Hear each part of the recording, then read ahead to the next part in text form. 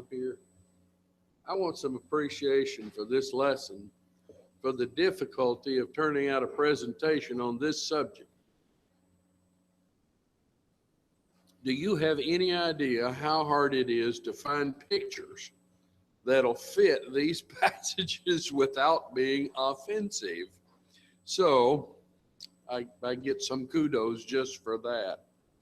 This lesson, there's 3 chapters here in these early chapters of Proverbs. Through the 8th chapter of Proverbs, you can pretty well call advice to young men. And if we have time someday, we ought to study through some of the other points that are made. But there are 3 of these 8 chapters that are devoted to basically the same subject. We warn our girls about men, those evil men who would take advantage of them, waste their money and take their pleasures and run away, not marry them. We also need to warn our young men that there are women, that not all women are like the woman in Proverbs 31. There are some women out there who maybe might not be the best marriage material available. In fact, marriage is becoming, I worry for my kids and grandkids. The Lord tells me not to do that. But it sure seems like with our culture and our attitudes that it's getting harder and harder and harder for a young woman to find a good man and for a young man to find a good woman. And so the Lord's trying to tell you about it here. Some of the things that maybe you ought to look for.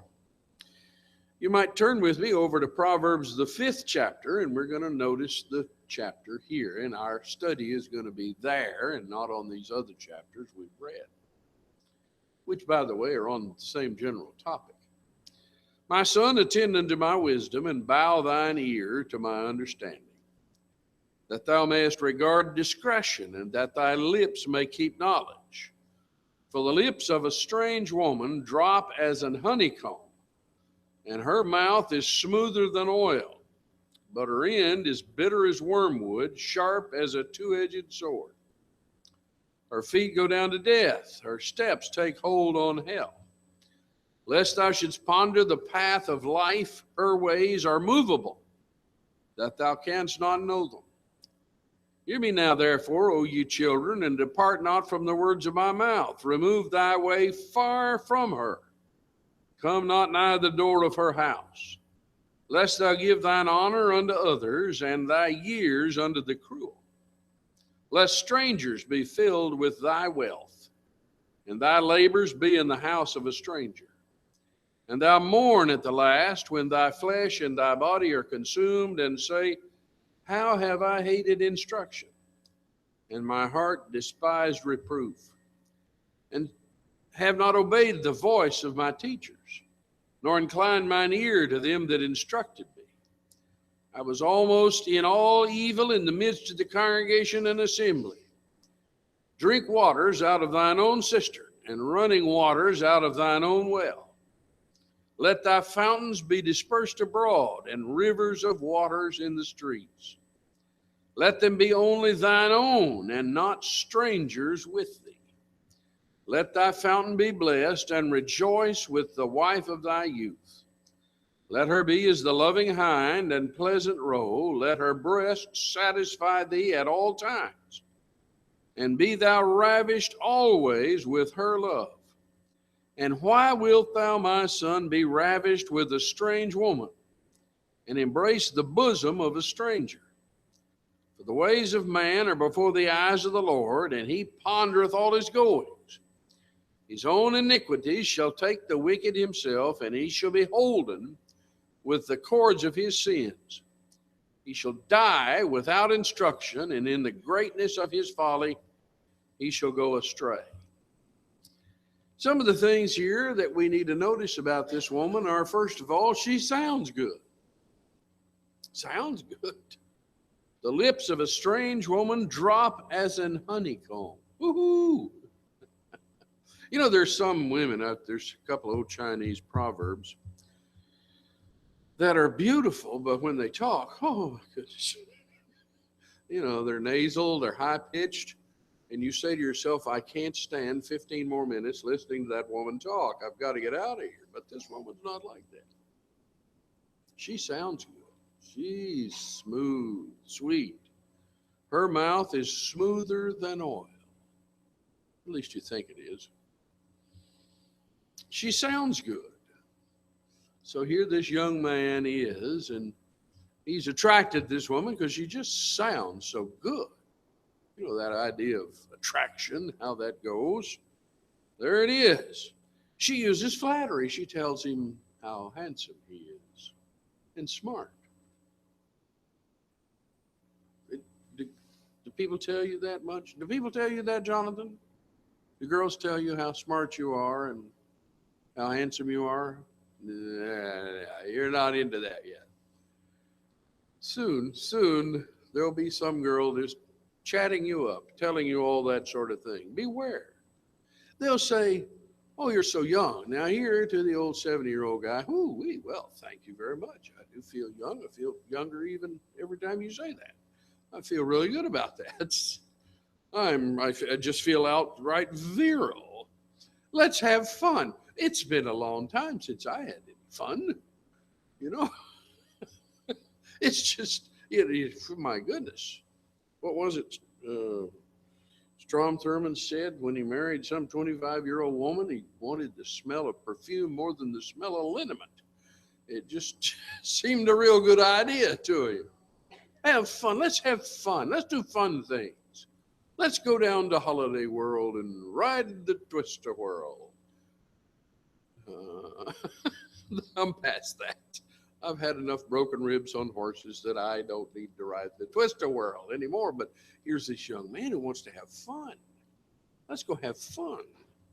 She says it. Then she says things like, my husband just doesn't understand me at all, but you do. Because you're so young and handsome and virile, and you're such a fun guy. So nobody will know. We'll go over to that area where nobody knows us, or maybe in the dark and nobody will see us. Nobody will know. And remember that her lips drop as an honeycomb. Her mouth is smooth. You can't take your eyes over it. It's gotten to where it amuses me to go to restaurants. Because if you ever sat in a restaurant, my wife always elbows me and kicks me under the table and says, quit staring at those people. I don't know if your husband does that, but if you look around the room, and as you look around the room, invariably you're going to see some guy who's about 35 or 40, and some young chick who's staring at his face and his eyes, and he's staring at her face. And they're just hanging on every word the other one says, and laughing every now and then. You know when the last time my wife actually saw my face was? We just you don't do that anymore. Yeah, I know you're over there somewhere. I'm busy looking at my phone. Don't bother me here. But you can always tell the young unmarried people, they're still staring in one another's face. No one will know. I love you. Ooh, the magic words. She probably says that a lot. She's probably never met a guy she doesn't love. I love you. But, it feels so good. My mother, she yells at me all the time to clean up my room. And this girl says she loves me because I'm so wonderful and terrific. Help me. Oh my. I have seen guys who you couldn't get to work with a whip and a chair, who I could name 2 or 3 here, but I will not.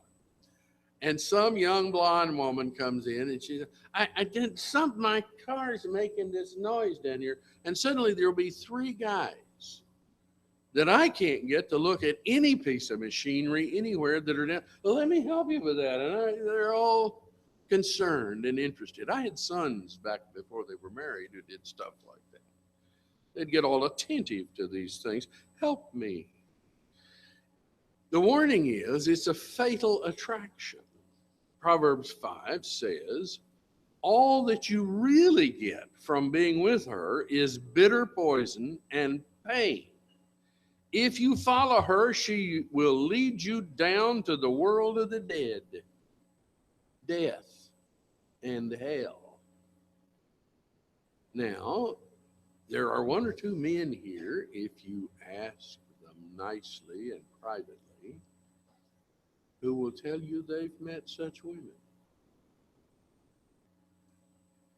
And it seemed really good. And before they got married, it seemed great. But then, lo and behold, the commitment was made, and things turned bad. And they would have to say that their experience was a bitter poison and pain.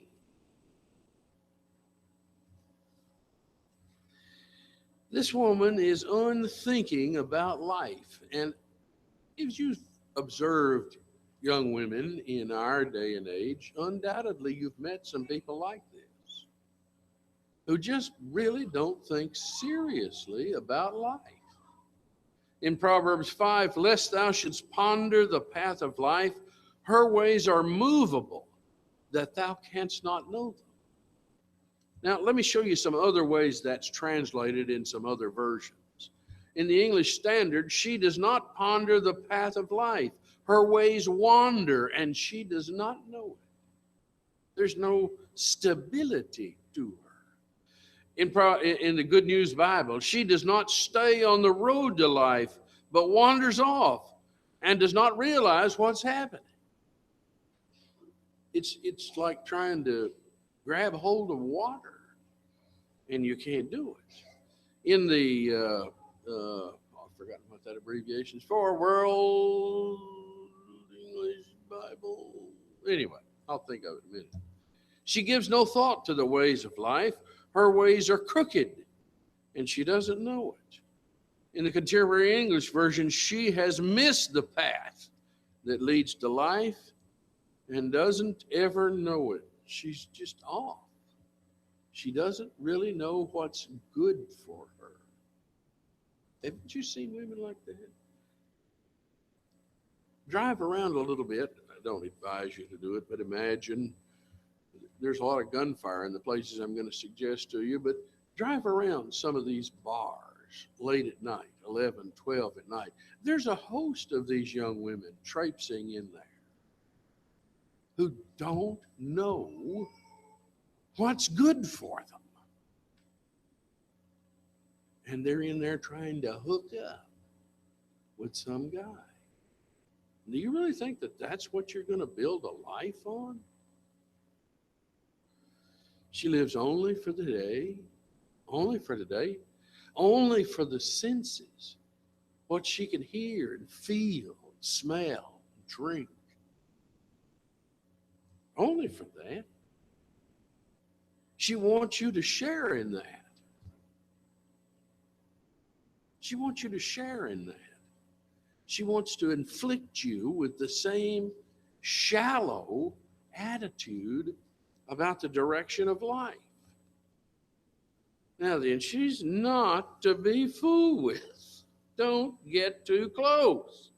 In Proverbs 5, hear me now, therefore, O ye children, and depart not from the words of my mouth. Remove thy way far from her, and come not nigh the door of her house. You know, so many young men, it's sort of the moth to the flame thing.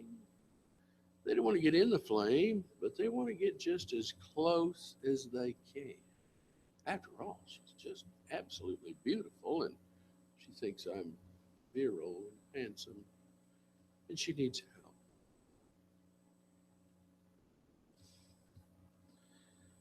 The passage says, get away from her as far as you can get. Now, I would almost guarantee that some of you men that have worked in either factories or warehouses have met people like this. And you've met men who just can't seem to keep away. and you've seen the end of that sort of relationship. It's a disaster. Get away from her. Get away from her place. Don't find excuses to go by her desk. It's a dangerous spot to be. Don't get just as close as you can. There's a danger in flirtation. And a lot of silly young men don't know that you're flirting with death and hell. Get away. Observe just a little bit more and find a woman who has some feet on the ground, sense of what's real and important in life. She may not think you're that handsome. You are going to lose. Proverbs goes on, you will lose your self-respect and end up in debt to some cruel person for the rest of your life. You mean she's not careful with money? You maroon. No, she's not careful with money. Especially she's not careful with your money. Oh, but she needs help. Her car is broken. She had a wreck.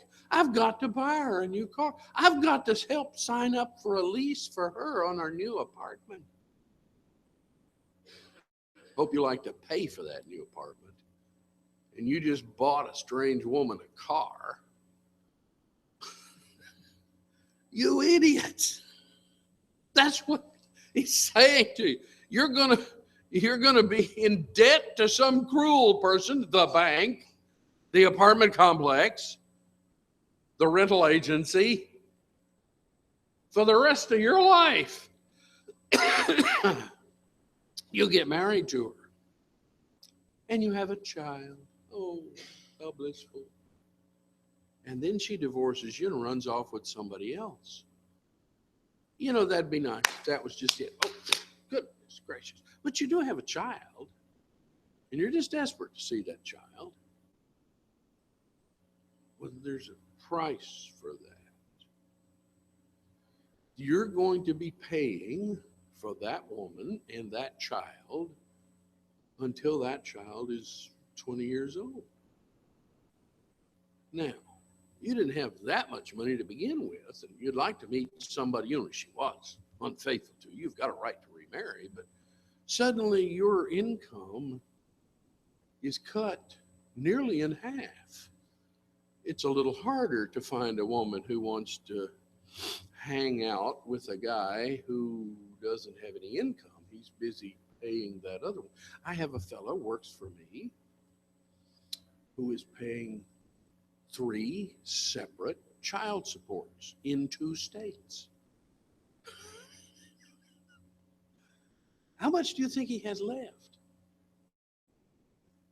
Now, the government mercifully says that we can't withhold any more than 50% of his pay. But he doesn't make that much money to begin with. And so, what does this say? You'll end up in debt to some cruel person for the rest of your life. Strangers will get your money. That woman that you thought was so wonderful, who ran away, she's going to marry, hook up with some other people, some other man. And your money probably isn't going to go to support that child you love, but it may well be going to support that guy she's hooked up with. Strangers will get your money and everything else you've worked for. She gets half your house, at least the equity in it. She gets the car. You're driving the old beater now. You do realize that's what happens, don't you? Oh, yeah. When it's all over, your body will waste away as you groan and shout, I hated advice and correction. I'm not asking for a show of hands. I paid no attention to my teachers, and now I am disgraced in front of everyone. Watch out for her. All that glitters isn't gold. Pay attention. You're going to lose your honor. You're going to lose years of your life. You will have wasted them. You'll lose your strength. Your health will be going to other people. Your money will be spent on someone else. Your property will belong to someone else. Your happiness will be seriously diminished in life. You will have ignored your teaching. You will have ignored any direction from the church that you've had. You'll be dishonored among your brethren, and your health will fail. Might very really well fail if she's got a lot of guys. It may be a matter of disease for you. Good luck there. Sex is for marriage. Have you not figured that out yet? You should be faithful to your wife, just as you take water from your own well. Don't be like a stream from which just any woman may drink. Save yourself for your wife and don't have sex with other women. I like this version. It's kind of plain. Be happy with the wife you married when you were young. She is beautiful and graceful, just like a deer. You should be attracted to her and deeply in love.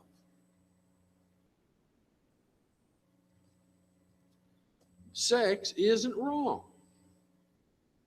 It's not wrong. It's from God. There's nothing bad or icky or awful about it, as long as you obey God.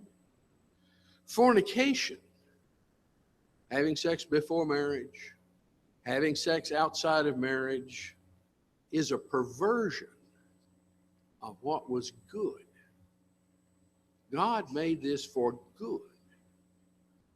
Homosexuality is a perversion of something that was good. And we need to understand that. You know, we live in a society that's begun to think that sex, period, is good with anybody at any time. Pretty soon they're going to include animals and sheep and 15 wives and who knows what. But it's a perversion of what God made for good.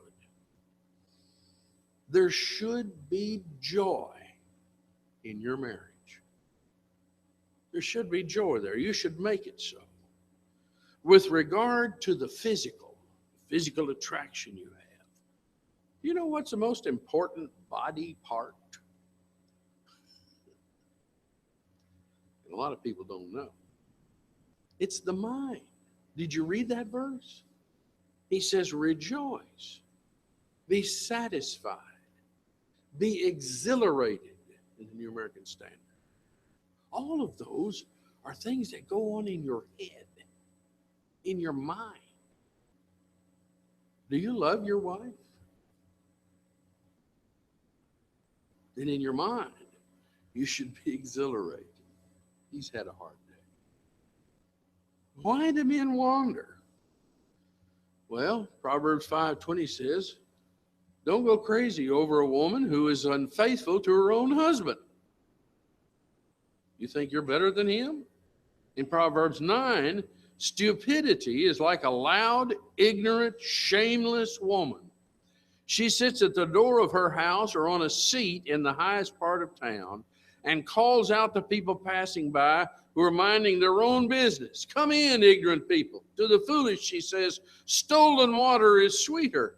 Stolen bread tastes better. Her victims do not know that the people die who go to her house, that those who have already entered are now deep in the world of the dead.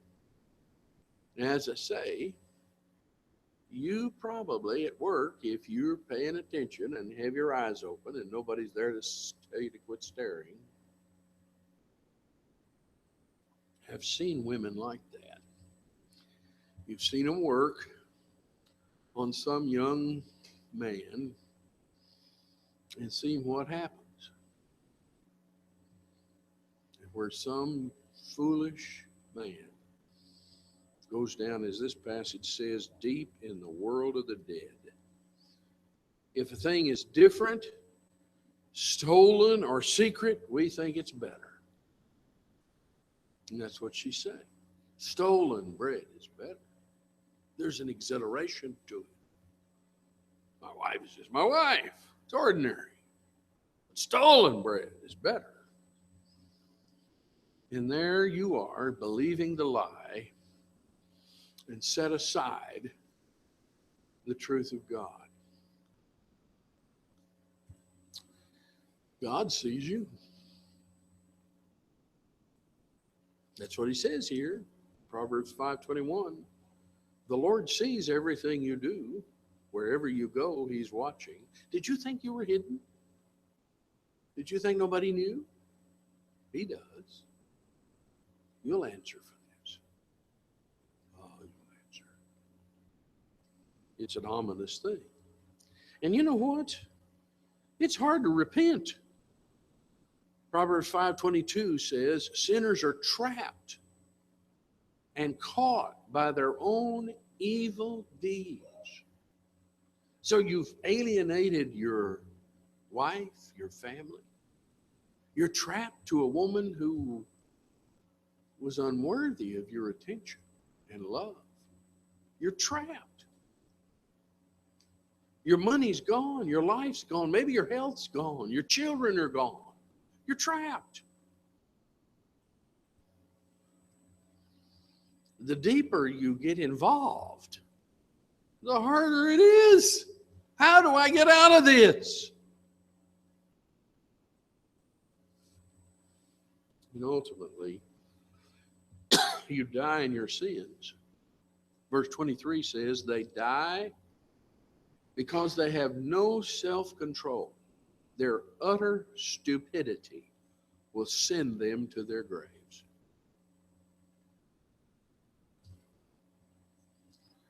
Or you could wait for that girl in Proverbs 31. The one that you don't find everywhere on every corner. The one whose price is far above rubies. The one where the heart of her husband doth safely trust in her. You too anxious to spend a little time looking for that woman instead of settling for this other woman? You could continue faithfully as a member of the bride of Christ while you wait. That woman will come. Have you got the patience? And so tonight, would you be part of the bride of Christ? Or are you too busy wandering around out in the world, believing, repenting, confessing Jesus Christ is your Lord? Come and be baptized while we stand and sing.